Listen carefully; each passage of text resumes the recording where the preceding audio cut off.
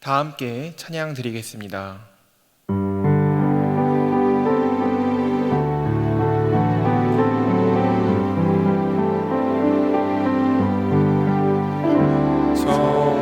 정결한 마음 주시옵소서.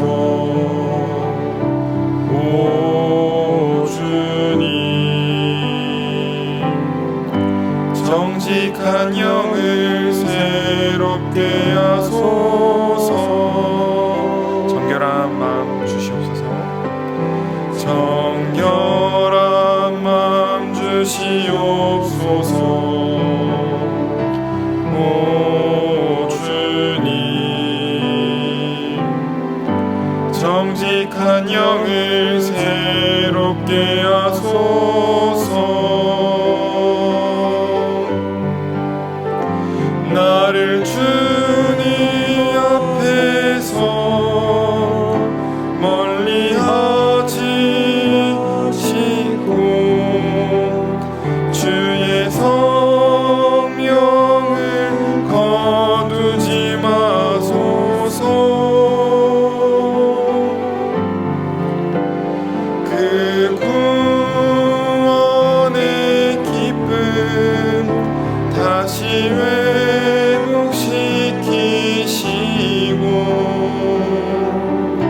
변치 않는 마음 내 안에 주소서.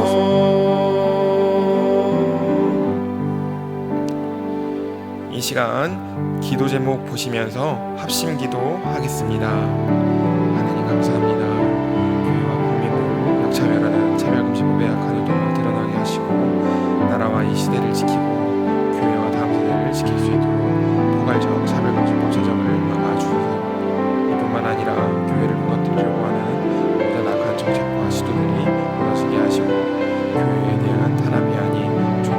이 어려운 때 우리 교회를 이끌어 가시는 담임 목사님을 더 강력하게 붙들어 주시고 코로나 시대를 잘 감당할 수 있는 성령의 지혜를 주시고 주신 사명을 잘 감당하고 사역에 집중할 수 있도록 모든 사단의 공격을 은혜의 활성화로 막아 주옵소서.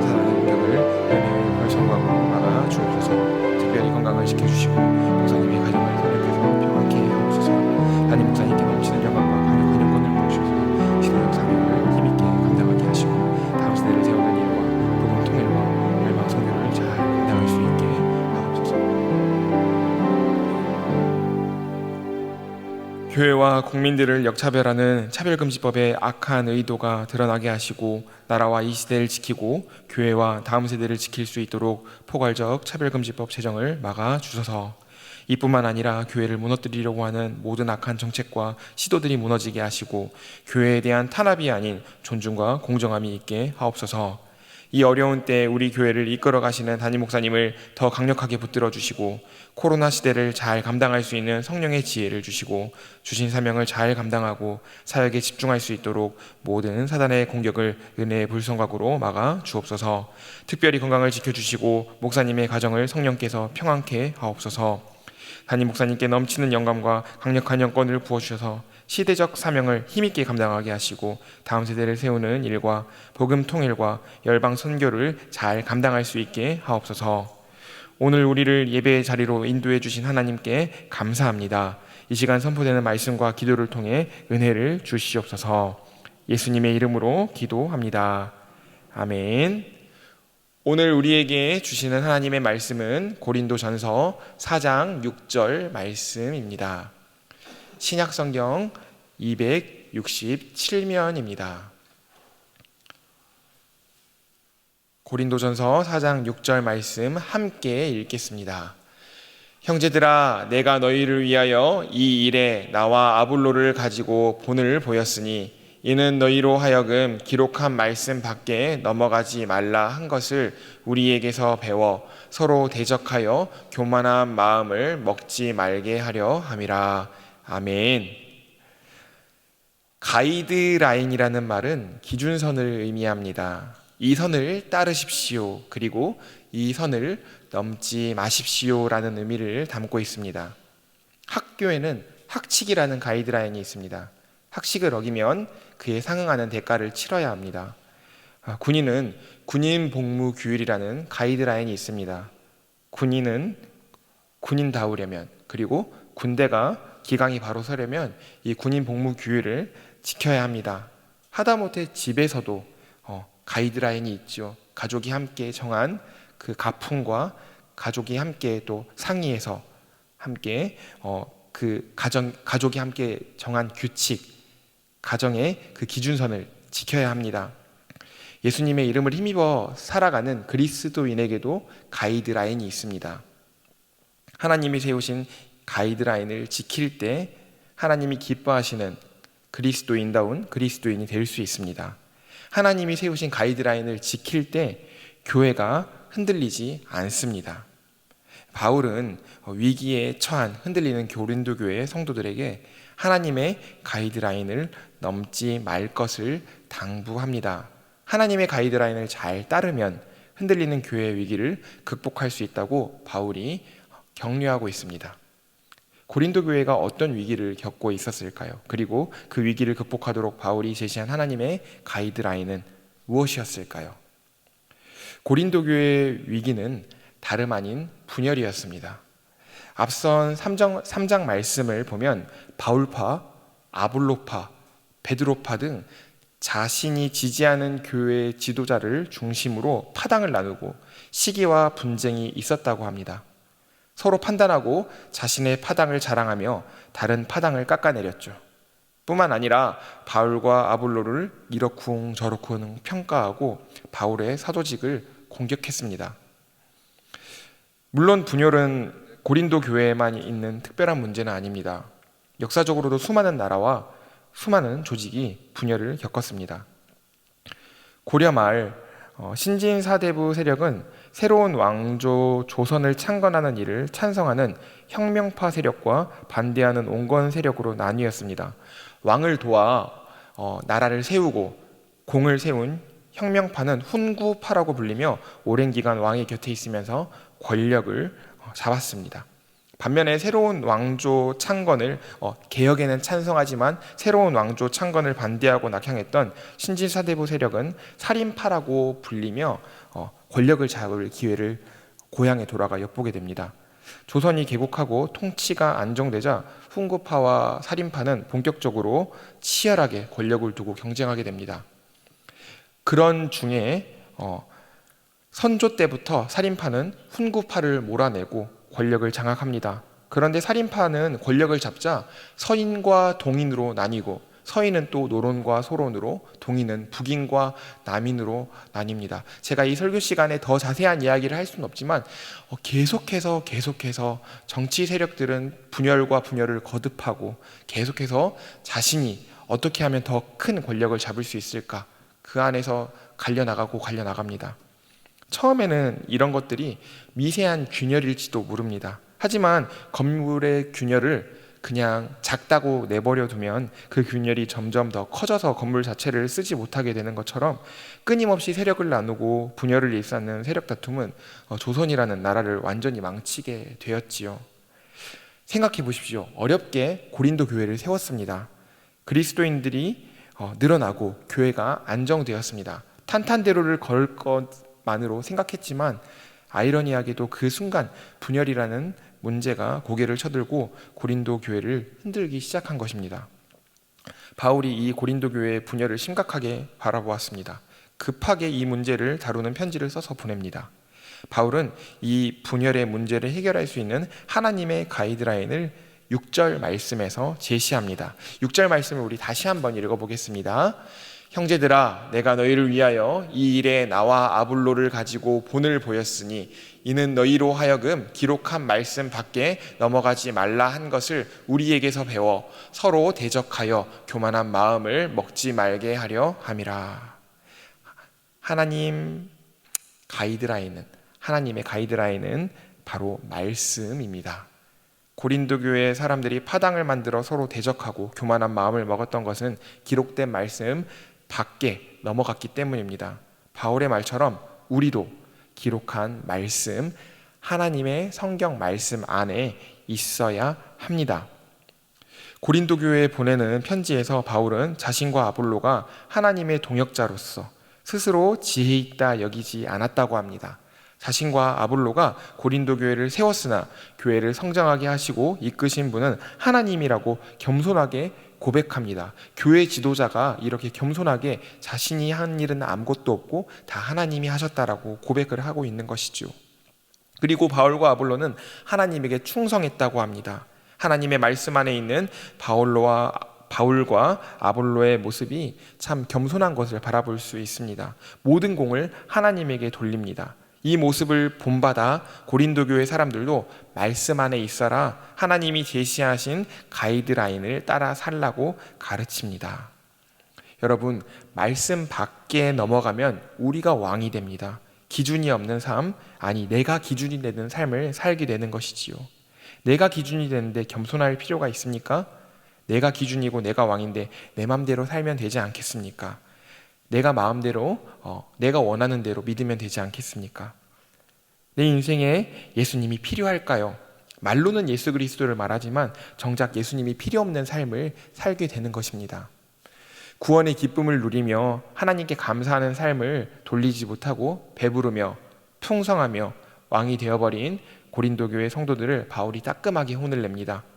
너희가 참으로 왕이기를 바란다. 너희가 왕이라면 우리가 너희와 함께 왕 노릇하기를 원한다. 이게 바울이 고린도 교회 사람들이 진짜 왕이 되기를 바라는 마음에서, 아니면 너희들이 정말 왕이구나 라고 하는 말일까요? 아닙니다. 어머니가 역시 우리 아들 잘한다, 이거는 진짜 아들이 잘한다는 뜻인데 그래 잘한다, 이거는 잘한다는 의미가 아니지요. 바울의 심정이 이런 심정 아니었을까요? 그래 니들이 왕이냐? 우리도 니들이랑 왕노릇 했으면 좋겠구나. 정신 차리라는 말입니다. 그만 정신 차리고 하나님의 말씀 안에 왕의 자리에서 내려와 겸손한 자리에 서라는 의미입니다. 그렇다면 성경 말씀 밖에 넘어간 삶이 아닌 자신이 기준이고 자신이 왕인 어떤 그런 삶이 아니라 성경 말씀 안에서 살아간다는 것은 무엇일까요? 하나님 가이드라인 안에서 살아간다는 것은 도대체 어떤 삶을 의미하는 것일까요? 9절에 그 답이 있습니다. 9절 말씀을 우리 함께 읽겠습니다. 내가 생각건대 하나님이 사도인 우리를 죽이기로 작정한 자같이 미말에 두셨음에 우리는 세계 곧 천사와 사람에게 구경거리가 되었노라. 바울이 말하는 말씀 안에 살아가는 삶은 말석, 미말에 있는 삶, 다른 말로 끄트머리에 선 삶입니다. 헬라어로는 에스카토스라는 말인데 이는 가장 낮은, 가장 비천한이라는 말입니다.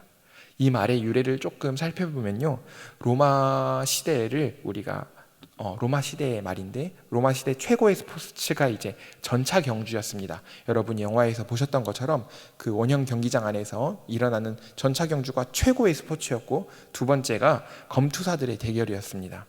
꽤나 인기가 있었고 로마의 정치인들은 이 로마 시민들의 마음을 사로잡기 위해서 자신의 돈을 들여서 검투 경기와 서커스 그리고 전차 경주를 이렇게 개최하고 빵과 포도주를 제공하는 일을 종종 해왔습니다.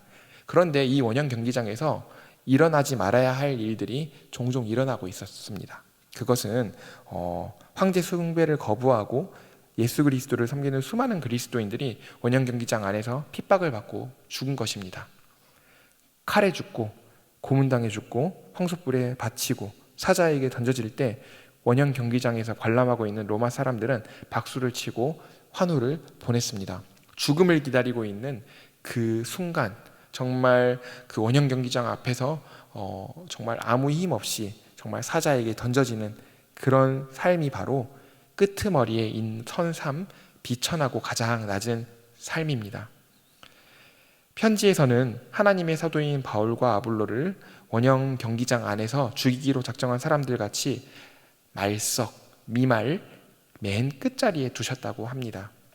이는 굶주리고 목마르고 헐벗고 매맞고 정처없이 떠돌고 수고하며 노동하는 자리입니다. 욕을 먹어도 축복하고 핍박받으면 참고 비웃고 헐뜯어도 선한 말로 대답하는 자리입니다. 이 자리는 세상의 쓰레기처럼 만물의 찌꺼기처럼 사는 자리입니다. 반면 고린도 교회 사람들은 어땠나요? 그리스도 안에서 지혜로웠고 강했으며 존귀했습니다. 고린도 교회의 이 사람들은 말씀 밖으로 벗어났습니다. 그리스도 안에서 스스로 지혜롭고 스스로 강하며 스스로 존귀하게 여겼습니다. 존귀하고 강하며 지혜로우니까 교회가 바로 서고 교회가 흔들리지 않을 것 같았지만 정작 서로를 대적하고 교만한 마음을 가지며 시기와 분쟁이 일어나고 서로를 판단하며 스스로를 자랑하는 일이 생기고 말았던 것입니다. 강해질 줄 알았는데 약해지고 존귀하게 될 줄 알았는데 비천해졌으며 지혜롭게 되는 줄 알았는데 망해버린 것이지요. 바울은 16절 말씀을 통해 자신을 본받으라고, 자신을 따라 살라고 당부합니다. 왕같이 살았던 모습을 벗어나 맨 끝자리에 있는 삶, 끄트머리에 선 삶을 살라고 합니다. 사랑하는 성도 여러분, 바울을 본받아 하나님 말씀 안에 거하는 삶을 삽시다. 하나님 말씀 안에 거하는 삶은 왕처럼 사는 왕의 자리가 아니라 끄트머리 자리에 서는 것입니다. 이것이 하나님이 주신 가이드라인을 따라 살아가는 것입니다. 당부드립니다. 말씀이라는 하나님 주신 가이드라인을 벗어나지 마십시오. 서로 대적하며 교만한 마음을 먹었던 고린도 교회, 파당을 짓고 시기와 분쟁을 일삼으며 교회 지도자를 공격하는 고린도 교회의 위기가 저와 여러분의 위기, 우리 교회의 위기가 되어서는 안 됩니다. 예수님 안에서 자신을 어리석다고 여기십시오. 예수님 안에서 약하다고 고백하십시오. 예수님 안에서 낮아지시기 바랍니다. 끄트머리에 선 삶, 말석에 있는 삶을 사는 우리의 모습을 하나님이 기뻐하실 줄 믿습니다. 우리가 맨 끝자리에 있을 때 서로 대적하지 않고 교만한 마음을 먹지 않으며 우리 교회가 분열하지 않을 것입니다. 하나가 될 것입니다. 함께 기도 제목을 읽고 기도하겠습니다. 하나님, 우리를 그리스도인으로 불러주시니 감사드립니다. 내가 믿음 안에서 낮아지지 않고 왕노릇하며 하나님을 슬프게 했다면 용서해 주세요. 내가 그리스도인의 가이드라인, 하나님의 말씀 안에 살겠습니다. 나 때문에 교회가 분열되지 않도록 끄트머리에 선 삶을 살겠습니다. 겸손히 예수님 안에서 낮아지고 약해지겠습니다. 부족한 나에게 은혜를 주소서. 함께 말씀을 붙잡고 기도하겠습니다. 하나님 감사합니다. 오늘 말씀이 우리의 마음에 울림이 있기를 간절히 바랍니다. 하나님이 우리를 그리스도인으로 불러주셨으니 내가 그 불러주신 은혜에 감사하며 하나님 주신 가이드라인을, 말씀이라는 가이드라인을 따라 살 때 결코 그 말씀을 따라 사는 삶이 왕으로서의 삶이 아닌 정말 끄트머리, 에스카토스, 말석에 있는 그 자리의 삶임을 이 시간 고백합니다. 하나님 용서해 주세요. 하나님, 내가 왕노릇하며 살지 않겠습니다. 하나님, 내가 가장 낮은 자리에서 교회를 섬기며 살겠습니다. 내가 가장 낮은 자리에서 정말 파당을 만들고 다투고 시기하고 정말 분열을 일삼았던 고린도 교회의 잘못을 범하지 않고 교회를 하나 되도록, 교회가 굳건하도록 내가 가장 겸손한 자리, 낮은 자리에 있겠습니다. 부족한 나에게 은혜를 주시고 낮아지고 약해지도록 끄트머리에 선 삶을 살도록 주님 은혜를 베풀어 주시옵소서. 바울과 아볼로의 삶을 본받아 우리가 살아갈 수 있도록 하나님 우리에게 은혜를 더하여 주시옵소서. 하나님, 오늘 말씀을 통해 바울과 아볼로의 삶을 본받기를 바랍니다. 하나님 말씀에서 벗어나지 않겠습니다. 말씀 안에 살겠습니다. 그리스도 안에서 어리석고 약한 삶을 살겠습니다. 자신을 상석에 두지 않고 말석에 두겠습니다.